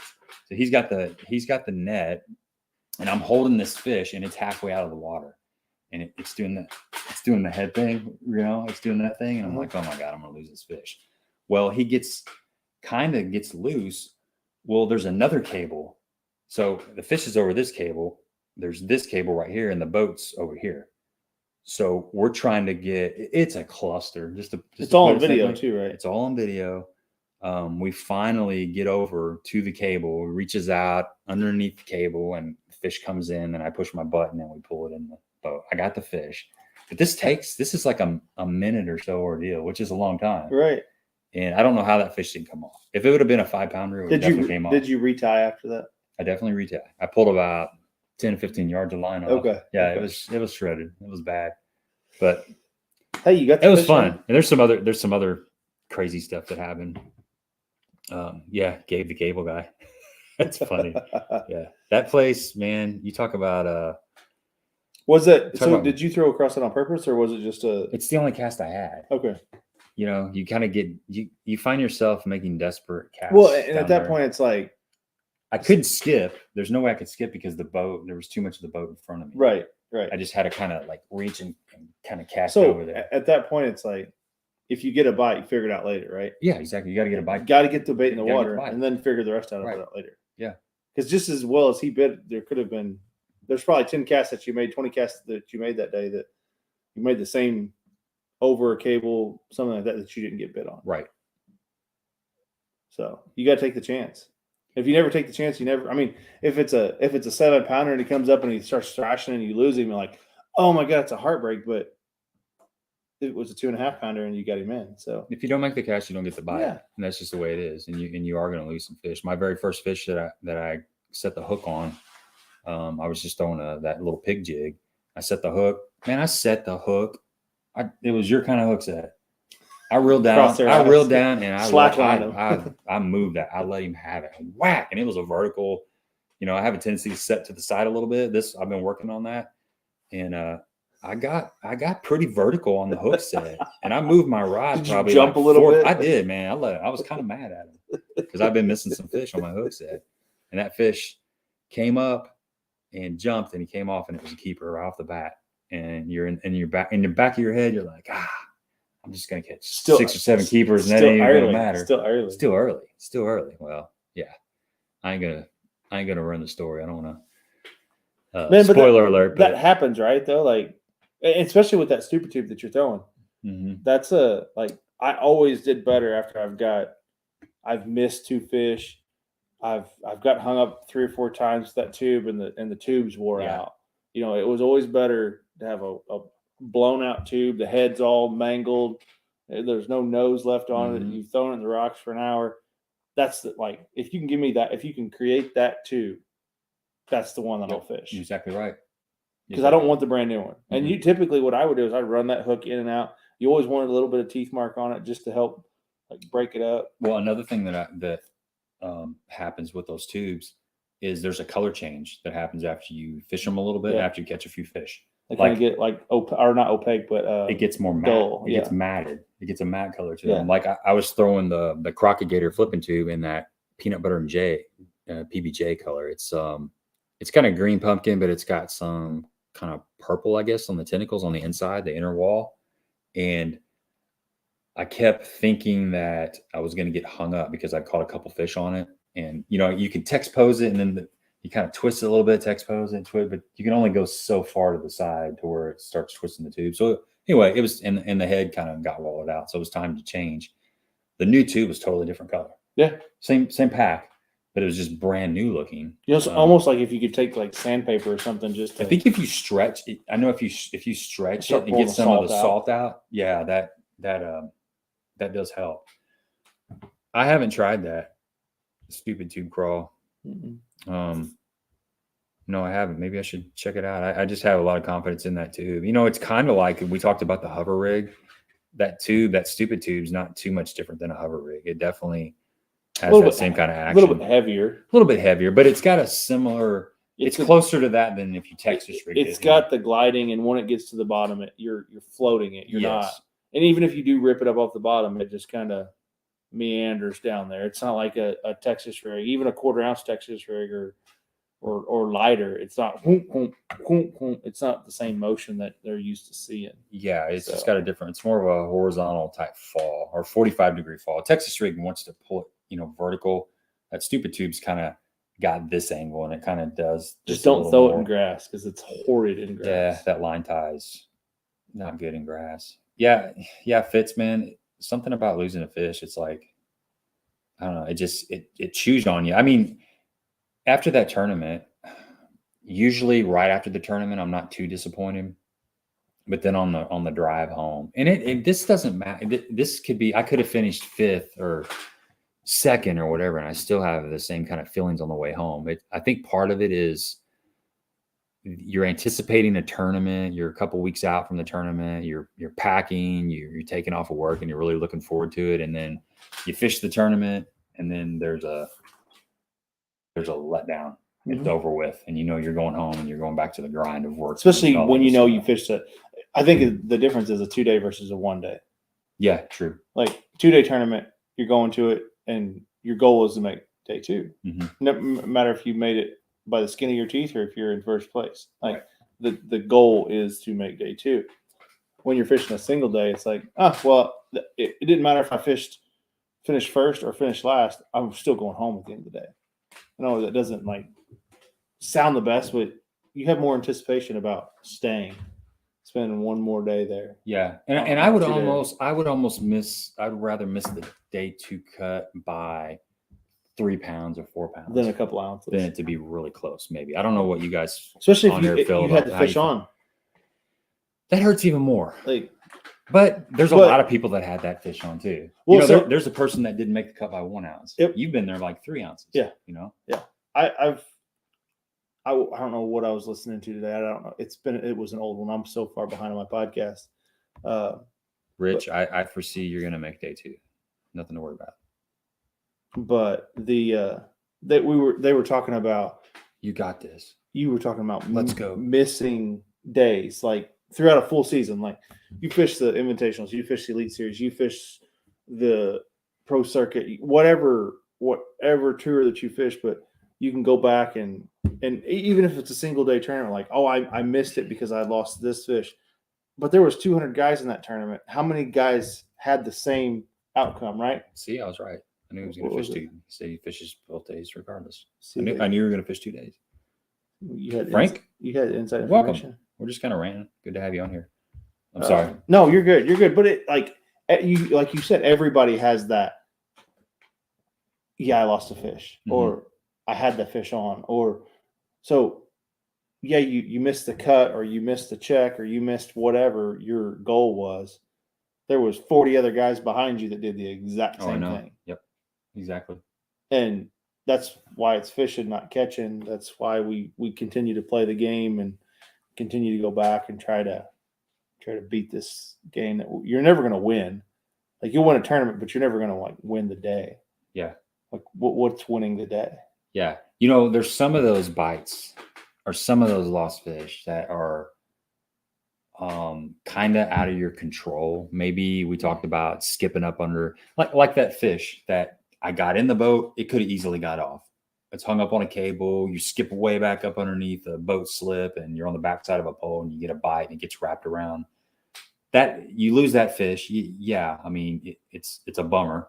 You wish you would have got it in, but there's some of those fish that it is what it is. You had to make that cast. You had to put that bait into a spot where it's kind of a 50-50 shot. You're going to get your bait back.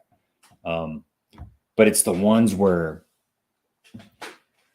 you set up on them and everything seems right and they come off, or even the ones that are right by the boat and they come off, or maybe the net's just a little bit too short where you actually see them. I think a lot of times people are like, yeah, I had this bite. I really would have liked to see that fish. Well, that could have been a 12-inch fish. Could have been a catfish. It could have been a catfish. Could have been a gar. I mean, how many times have you set the boom, slack in the line? You freaking flathead.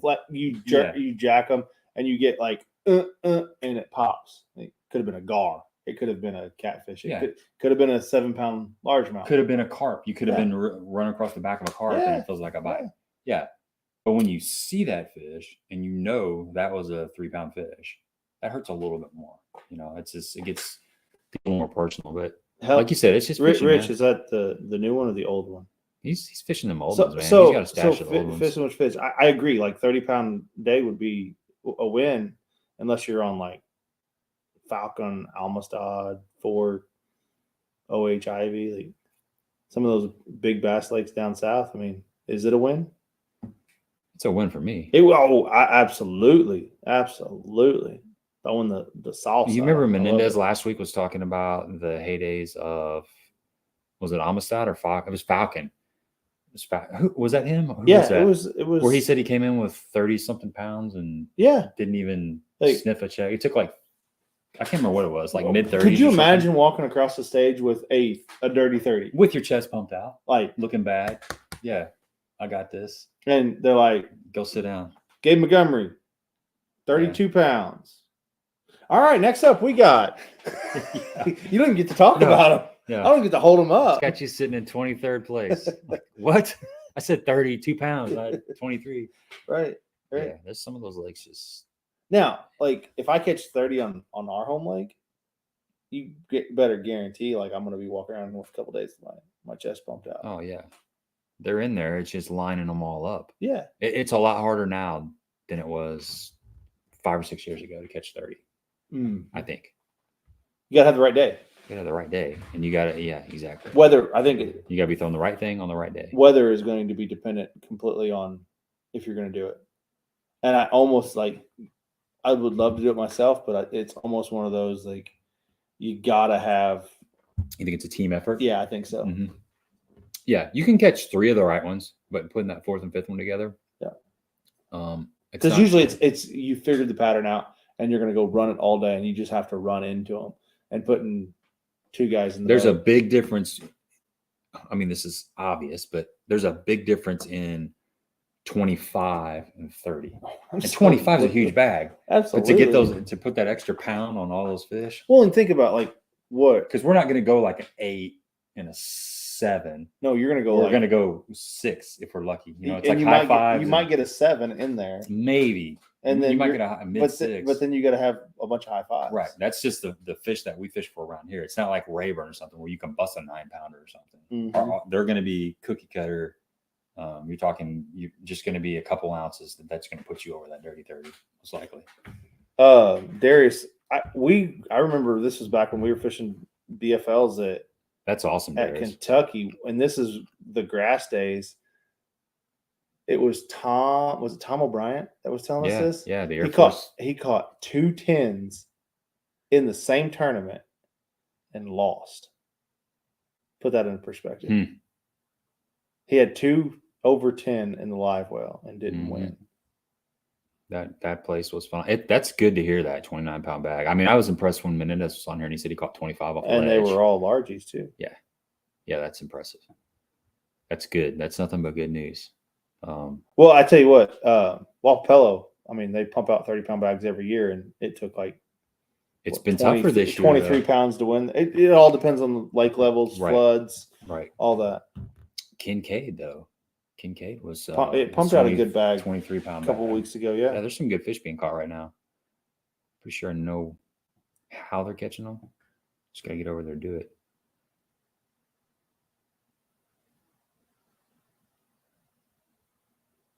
You reading that question? I'm trying to. Yeah. I don't know. Can you rephrase that? Yeah, all largemouth areas. That's right. It's good to hear. I got a tournament down there next week, Darius. That BFL super tournament.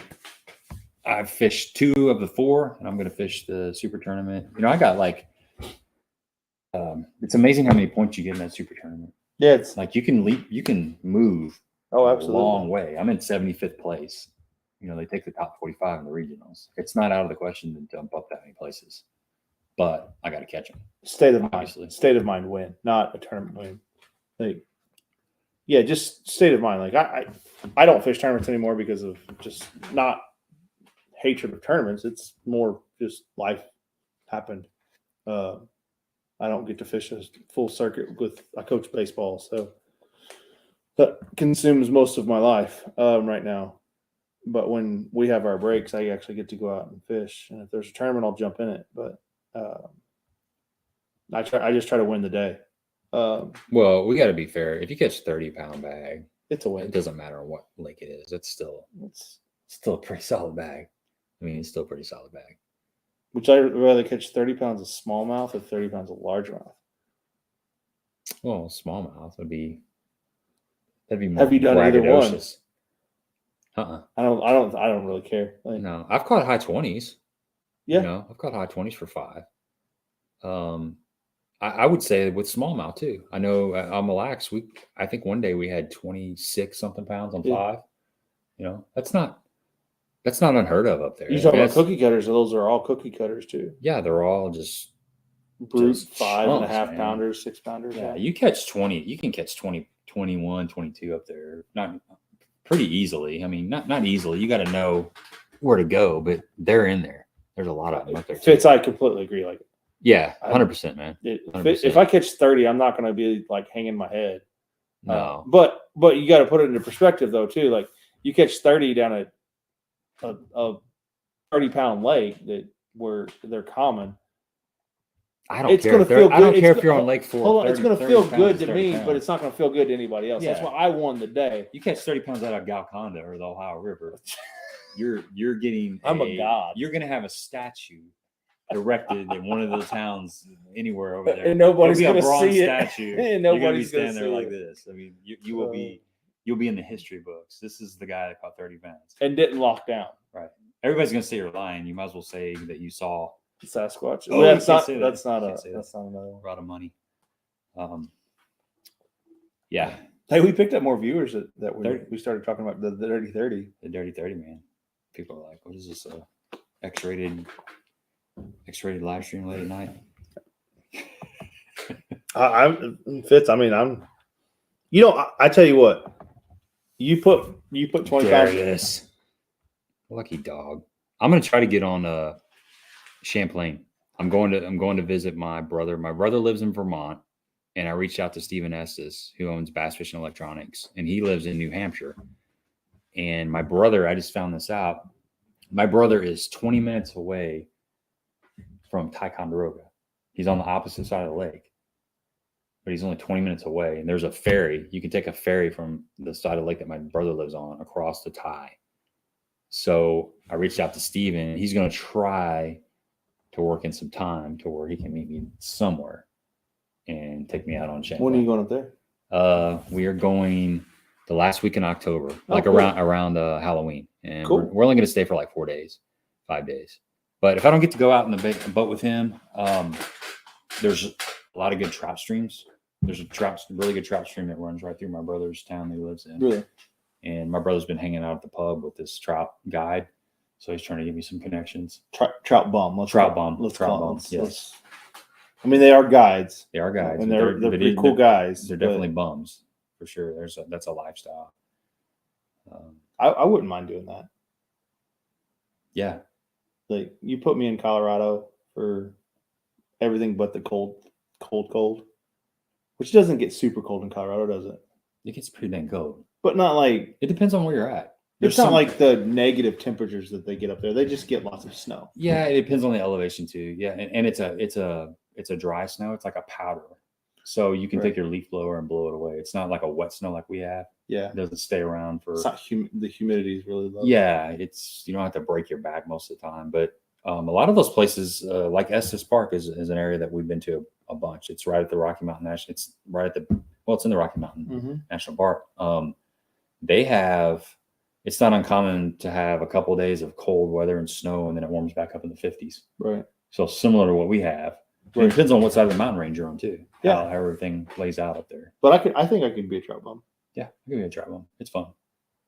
I need to be a trout bum soon. Get on the river. And I don't even have. My boots are at the cobbler to get resold. I don't have a pair of waders.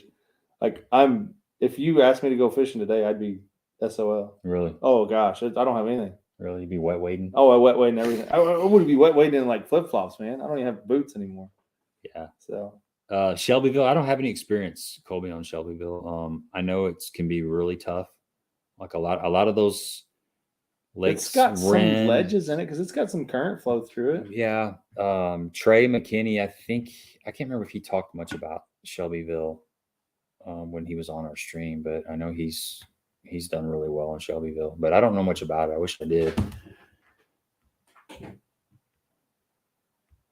Yeah, Darius, highly recommend Mille Lacs. I was up there, so the season opens up for smallmouth, and I'm sure it's a third week or something in May. I can't remember what the date is, but it was sometime in May when I went, and it was phenomenal. It was just phenomenal. Of course, I got to go up there with Uncle Ron. And I don't think he's on here. I haven't seen him say anything tonight. we talked about that. He told me, I can't remember what time of the year he told me. I think it was actually a little bit before you guys went up, like right at the opener. Because you were there shortly after the opener. He right? was looking at him, but he couldn't cast to him. He was sending me videos, driving me nuts. He was sending videos off his cell phone of all these smallmouth just cruising around in shallows. And it was driving him even more nuts because he couldn't cast at him. Yeah. I mean, I'm sure there's some people that go walleye fishing or bluegill fishing and just happen to catch, smallmouth. But he was the man. He was fun. Yeah, you can jump in the boat with Rich, man. I got to do that. It was fun. We had a good time. Caught some fish. Took me out to a little small lake and we cracked them. It was a good time. Take some green pumpkin speed crawls. Green pumpkin magic is another color that Ron said that's one of the best colors on Mille Lacs. What's a Ned rig? No, I was just Texas rigging it. But yeah, if you're on Mille Lacs, you just need, in my opinion, you need a Ned rig, a drop shot, and a jerk bait. Those three baits, especially in the spring, you're going to do fine. From what I understand, as the water warms up and it gets more towards the summer, some of those fish are going to move out a little bit deeper, and then like a 3/4 ounce football jig is another way that those guys catch them up there. But you could literally go up there with just a Ned rig, and it could be green pumpkin, PB&J, and yoga pants. Just get a yoga pants. Yeah, yoga pants is black. It's just black. Okay. On overcast days, they like the yoga pants, but the green pumpkins kind of works all the time. only on overcast days. You break out the yoga pants, man. You got to do a little bit of stretching up on the front deck of the boat. Gotcha. Do your little down dog, whatever, sun really salutations. Real fast with yoga pants. Yeah, that's all you need though. Drop shot, just whatever. Couple spin rods, flatworm, robo worm. Yeah. The Spromic stick, purple ghost magic. Make sure you buy one of those. Buy like 5, because you're going to lose 1 to a muskie and probably 1 to a walleye, and then probably another 1 to a muskie. I took 3 up there and I came back with none. Yeah, pike. I think I took 3. I took 2 for sure, but I got that bite. Bam. Whoosh. Just air. Yeah. Just nothing. My line didn't even bow up. I'm like, damn. I know it was a muskie. There's some huge muskies up there. Yeah. Well, you want to wrap it up? Yeah, let's wrap it up, man. Thanks for hanging out with us. We've been just rambling for like almost an hour. Rambling. Yeah. Any new faces on here? We do this every Tuesday. I got some other guests working up. We're gonna have Dion on here really soon as we get closer to the Big Bass Bash. You might reach out to Lawson too, since he just won that the super tournament, the BFL down on Lake of the Ozarks. Just get all the Hibdens on in one night. That's what we should do. We should get a Hibden party or something. Yeah. They'd probably all get on there. And working on some other people. I'm gonna try to get Isaac from Cumberland Pro back on here. Reach out to Gail Julian from Jewel Jigs again. We got to go down there.